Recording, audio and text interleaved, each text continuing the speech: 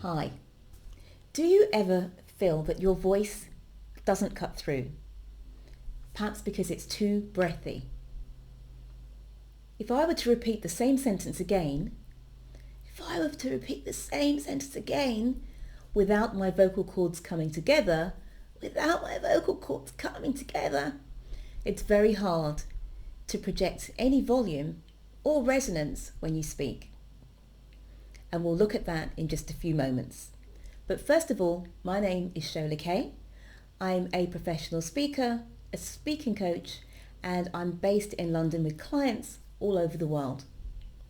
Just recently, somebody came to me and asked me for some advice over some written content that they had spoken and that they were planning to use as a podcast recording. Now, this particular person had a very breathy voice. And one of the problems with a breathy voice is you don't get very much volume when you're speaking. Another problem with having a very breathy voice is that it can become fatiguing to listen to by the audience.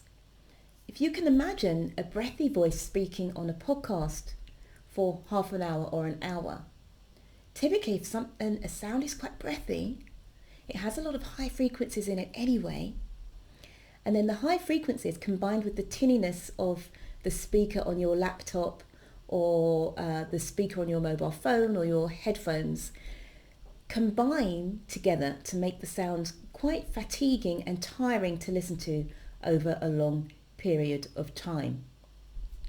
So if you're somebody who typically has a voice that's a little bit breathy or high-pitched and you're feeling it doesn't cut through enough, then the next exercise I'm going to share with you, or the only exercise today, one at a time here, but the exercise I'm about to share with you should help you to improve that.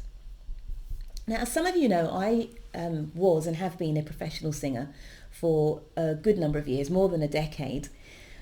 And when I started out singing, and when anyone starts singing, typically they have to learn a lot of exercises. You're running through different scales, you're using different exercises with different kind of vocal tones and different onsets into the words and so on. And one of the exercises which is really good for breathy voice is what we used to call Edgy M's. So edgy because you're starting with an edgy sound, and M's because M is the consonant that we are going to vocalize on. So an edgy M would sound something like this.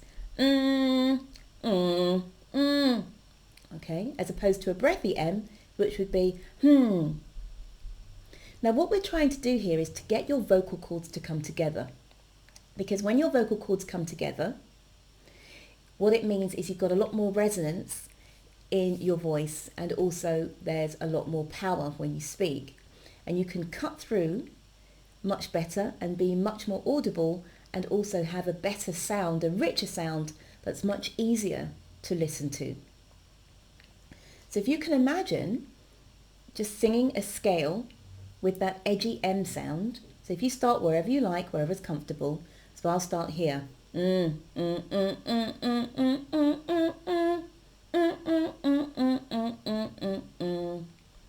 What you should feel is a buzzing around here, around your nose and the front of your face, the mouth. And if you feel that buzzing, that means it's working. So let's do it again. We'll start on a different note this time.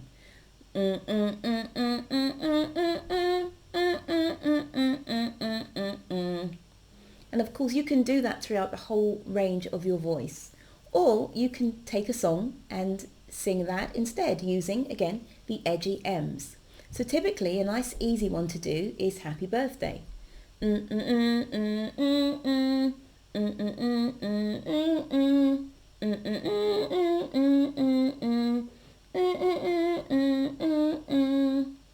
again, you should be feeling that buzzing in the front of your face, which means that it's working.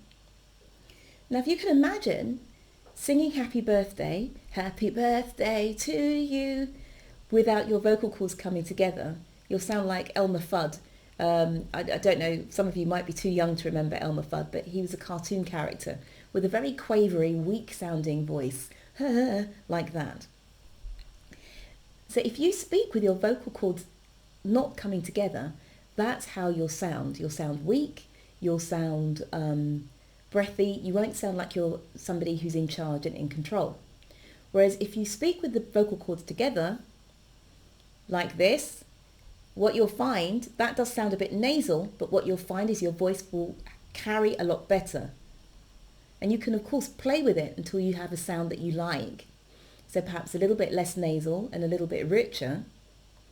But I want you to understand that you are in control of how your voice sounds to other people and to yourself.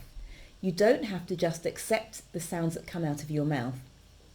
And indeed, a lot of the work that vocal coaches do with their clients is to change the tone, possibly change the pitch a little bit, and obviously there are other things we can change as well, but to have you sounding like somebody who's much more in control, somebody who's easier to listen to, and also what happens at the same time is there's less fatigue and strain on your voice, so you can speak for longer and you cut through a lot better.